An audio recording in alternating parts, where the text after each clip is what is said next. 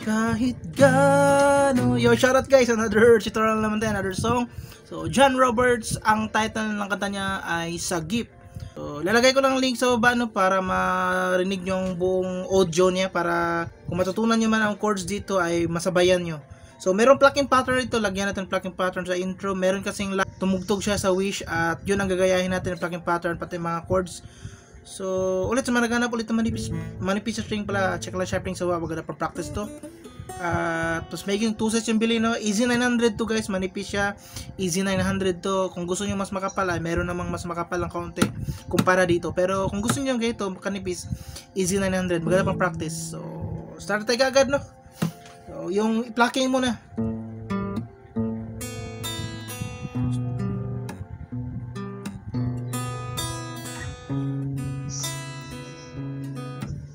Ang mga chords ay tatlo lang buong kanta, no? So, ang ginamit niya ay A sus 2. Pakita ko muna mga chords bagong plucking pattern. Bago ko ituro. So, at B sus. So, tatlo lang. Ito. Then, open tong dalawang string. Open lang yan. So, ito. So, open lang tong dalawa sa baba. And then, move forward sa 4th fret. C sharp. Note na C sharp minor. So, A sus 2.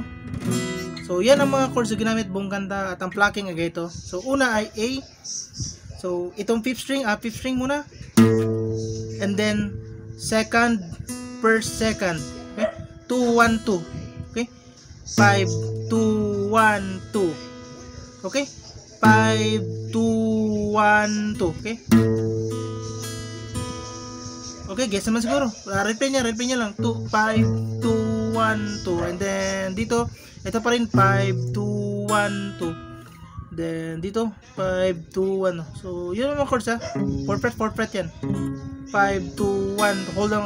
Hold dito sa C sharp minor. 5, 2, 1, 2. 5, 2, 1, 2. Kahit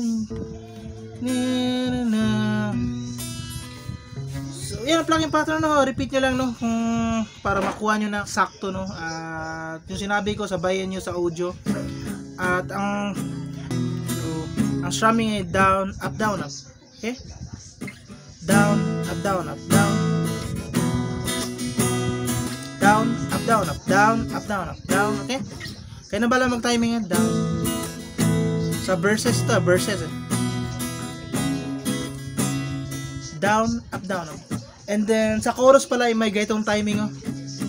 Kahit gaano man kalalim.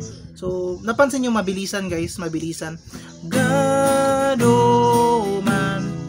Okay, so yan ang unang linya sa chorus. And then, balik ng hold ng A.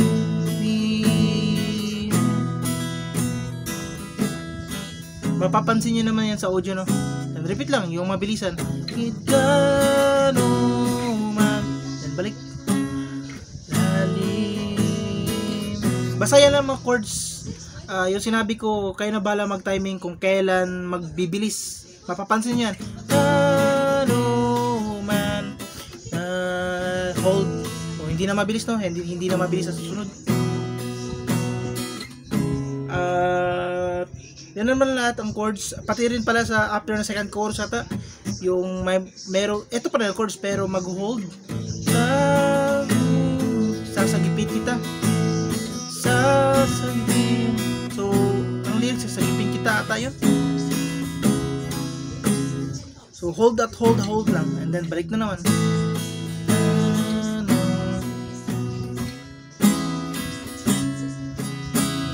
Kaya na bala mag-timing guys ha. Yan lang naman ang chords at malalaman nyo yan sa tono. After the second chorus yun, yung may lyrics na sasagipin kita kung di ako nagkakamali.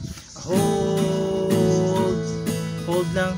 Then basta yan lang ang ikot guys. Yan lang ang ikot. So yan na lahat, no. Kaya na bala mag-timing. Yung sinabi ko kayo na kaya na bala mag-timing sa tono. At lalagay ko lang link sa baba ng audio para malaman nyo ko agad ang sinasabi ko. Pati sa chorus yung mabilisan, bigla-bigla change. Basta yan ang chords lahat. Yung plucking pattern yan. At ulit sa mga naghanap ulit ng manipis na string, check lang Shopee link sa baba. Maganda pang practice to guys, manipis. Tapos dahil yung 2 sets yung bilhin para may backup kayo agad. Easy 900 ito. Kung gusto nyo mas makapal ng konti, meron naman manipis ito, easy 900. Pero yung sinabi ko, kung gusto nyo mas makapal ng konti, meron naman choices. So yan muna no. Kaya na bahala mag timing. Bye bye.